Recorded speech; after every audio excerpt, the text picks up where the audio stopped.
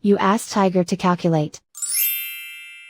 This deals with finding the midpoint between 2 points.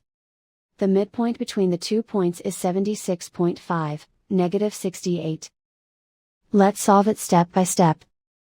Plot the 2 points and calculate the midpoint using the formula. The coordinates of point 1 are, x1 equals 55, y1 equals negative 88.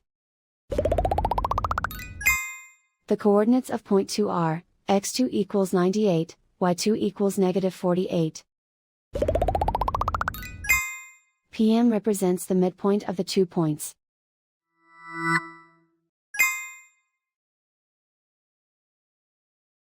Use the x values in the midpoint formula to find the midpoints x.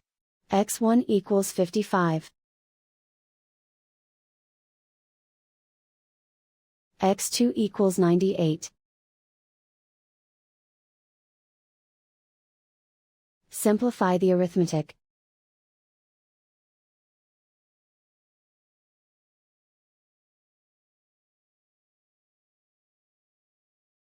Use the y values in the midpoint formula to find the midpoints y. y1 equals negative 88. y2 equals negative 48. Simplify the arithmetic.